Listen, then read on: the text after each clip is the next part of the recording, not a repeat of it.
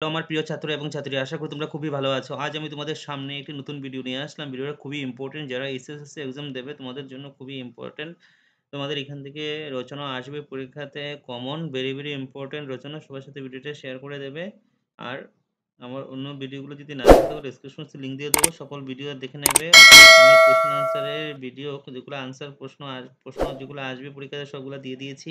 বাক্য সম্প্রসারণ দিয়েছি। এই ভিডিওর মাধ্যমে তোমরা রচনাগুলো সবগুলা পেয়ে যাবে। তারপরে নেক্সট ভিডিওতে তোমাদের যে ভাব সম্প্রসারণ আসবে এগুলোও পেয়ে যাবে। চলো শুরু করা যাক আজকের ভিডিও। প্রথম ছাত্র সমাজের দায়িত্ব কর্তব্য। পুরোটা পড়বো না, তোমরা স্ক্রিনশট মেরে নেবে। বৃদ্ধাবাস করাই ছাত্র সমাজের কর্তব্যের উদ্দেশ্যে লইয়া মানব শিশুকে বিদ্যালয়ে পাঠানো হয়, যাহাতে সে বিদ্যা শিক্ষা লাভ করিয়া মানুষত্ব অধিকার করতে পারে।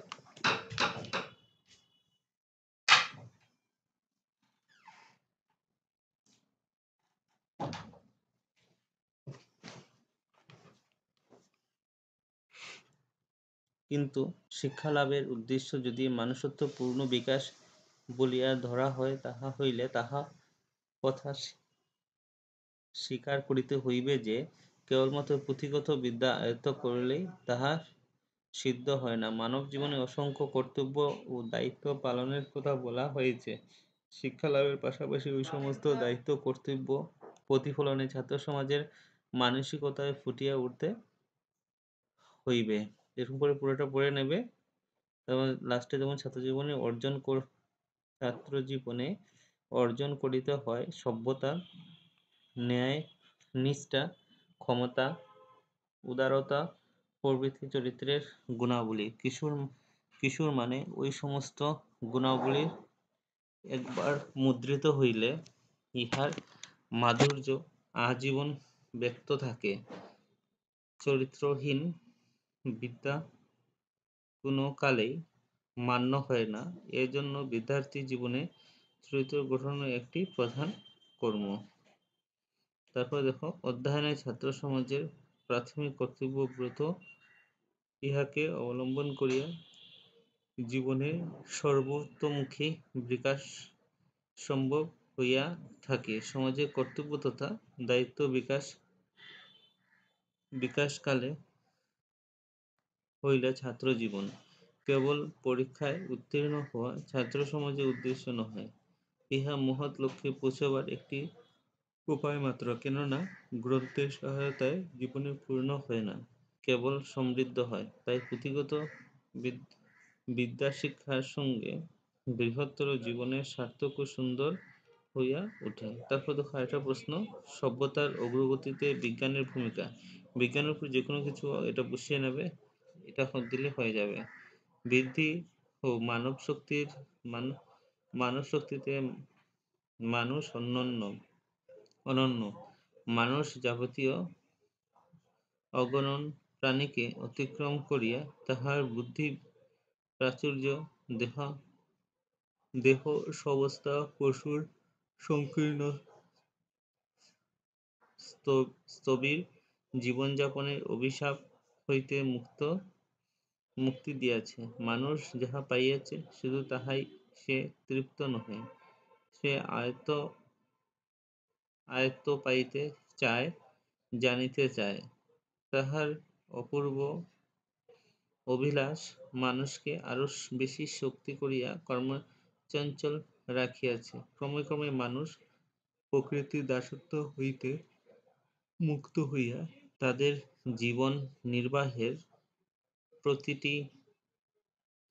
প্রতিটি উপকরণ তাহার জ্ঞান ও বুদ্ধি বলে সংগ্রহ করিয়া প্রকৃতির সর্বাঙ্গে নিজেদের শ্রেষ্ঠত্ব স্বাক্ষর রাখিয়াছে। মানুষের কর্মধারা সভ্যতার রথচক্রকে জীবন বিজ্ঞান মানব মনীষীর অবদানরূপে সভ্যতাকে চিহ্নিত করিয়াছে। পড়ে নেবে পুরোটা পোজ করে। যে জ্ঞান ব্যবহারিক জীবনে কাজে লাগে না, অথচ তাহার প্রাপ্তিতে মনোলোক সমৃদ্ধ হইতে পারে, আধুনিক বিজ্ঞান তাহার সাধনায় সাধনায় অনলস। আধুনিক বিজ্ঞান বিশ্ব সৃষ্টি, নেতৃত্ব, ইতিহাস, দিবারাত্রি, আবির্ভাব, তিরোভাব, গ্রহ নক্ষত্রের রহস্য, এমনকি গৃহস্থের যাত্রার অভিলাষের প্রতিজ্ঞাবদ্ধ। লাস্ট দেখো, আধুনিক বিজ্ঞানের শুভঙ্কর রূপে কেবল সত্য নয়, ইহা সভ্যতার বিকাশের নানা বিস্ময়কর অবদানের সমৃদ্ধ করিয়াছে। নেক্সট, পরিবেশ প্রদূষণ ও তার প্রতিকার। পৃথিবীর স্থলভাগ, জলভাগ এবং বায়ুমণ্ডল যখন অশুদ্ধ পদার্থসমূহের দ্বারা দূষিত হয়, তখন তাকে প্রদূষণ বলে অভিহিত করা হয়। আধুনিক যুগে প্রদূষণের সমস্যা জগতে একটি বিরাট সমস্যা। বিজ্ঞানের অপ্রয়োগ এবং মানুষের সমাজ চেতনার অভাব প্রদূষণের প্রধান কারণ। প্রদূষণের দ্বারা কেবলমাত্র মানুষের স্বাস্থ্যহানি হয় না, এমনকি দুরারোগ্য ব্যাধি হয়। কখনো কখনো প্রদূষণে প্রাণীসমূহের অপমৃত্যু ঘটে। জল কিভাবে প্রদূষিত হয় দেখে নেবে, তোমরা জানোই। তারপরে দেখো, বায়ু প্রদূষণ একটা পয়েন্ট দেবে। আজকাল যে কোনো বানিয়ে লিখলেও হবে। আজকাল প্রায় সকল দেশেই বায়ু প্রদূষণ, সকল দেশেই শিল্পক্ষেত্র থেকে দূষিত পদার্থ নির্গত হতে দেখা যায়। শিল্পক্ষেত্র থেকে অতিমাত্রায় ধোঁয়া দূষিত গ্যাস নির্গত হয়ে বায়ুমণ্ডল দূষিত হয়, হলো বায়ু প্রদূষণ। তারপর দেখো, অন্যান্য প্রদূষণের মধ্যে স্থলভাগের প্রদূষণ উল্লেখযোগ্য। পৃথিবীর স্থলভাগে বিভিন্ন প্রকার দূষিত হতে পারে। প্রাচীন কাল থেকে ভারতীয় জ্ঞানী সকলে এই বিষয়ে চিন্তা চর্চা করে আছেন। প্রাচীনকালে মানুষ উপযুক্ত শিক্ষার অভাবে স্থলভাগ দূষিত হতো। শাস্ত্রে সেই জন্য শস্যক্ষেত্রে, গোচরণের স্থানে, পর্বতের উপর, নদীগুলিতে মলমূত্র ত্যাগ নিষিদ্ধ হয়েছে। অন্যান্য অনেক কারণে স্থলভাগ প্রদূষিত হয়, যেমন কলকারখানা আবর্জনা, মাটিতে মিশলে মাটির প্রদূষিত, প্লাস্টিক ইত্যাদি রাসায়নিক পদার্থ মাটিতে মিশে মাটি প্রদূষণ ঘটে। প্রদূষণের প্রতিরোধের উপায়, বিভিন্ন পয়েন্ট আছে, দেখে নেবে।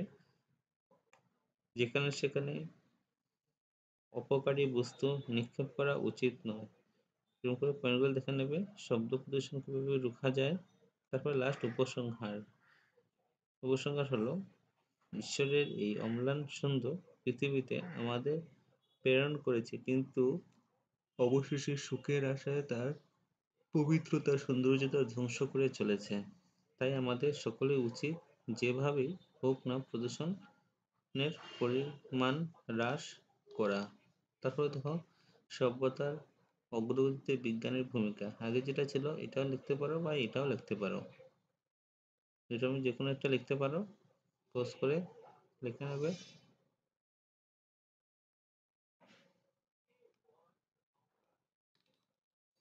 তারপর তো মহাপুরুষের জীবন গ্রন্থ পাঠের সার্থকতা, বা মহাপুরুষের জীবনী লিখলেও হবে। মহাপুরুষের জীবনে গ্রন্থ রচিত হয় জীবনে বিভিন্ন ক্ষেত্রে, যারা প্রতিকূল অবস্থা থেকে সফল অর্জন করেছে তাদের জীবন গ্রন্থের বিষয়। জীবন গ্রন্থ পাঠ করলে সুফল পাওয়া যায়, জীবনের নানা পথ নিদর্শন হয়। এর উপরে পুরোটা লিখে নেবে।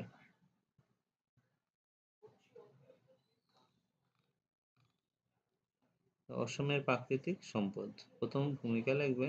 তারপরে হলো প্রাকৃতিক সম্পদের বিবরণ, কি কি প্রাকৃতিক সম্পদ আছে। তারপরে রাজনৈতিক উন্নতি, প্রাকৃতিক সম্পদের অবদান। তারপর লাস্টে কি আছে, উপসংহার।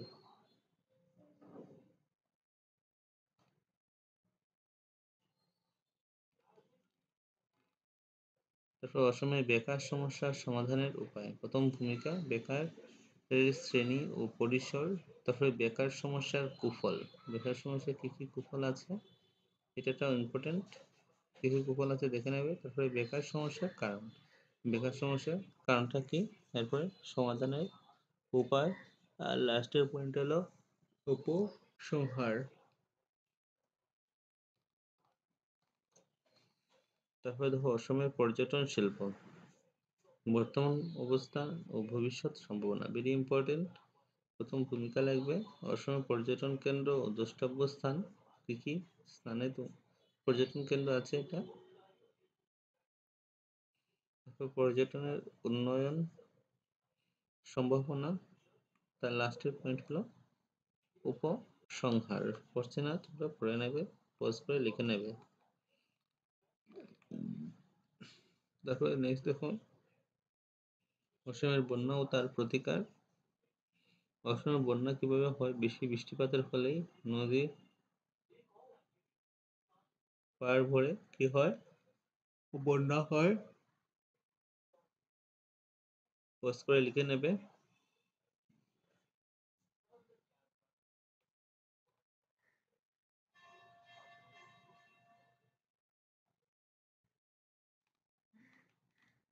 তারপরে অসমের জাতীয় উৎসব বিহু।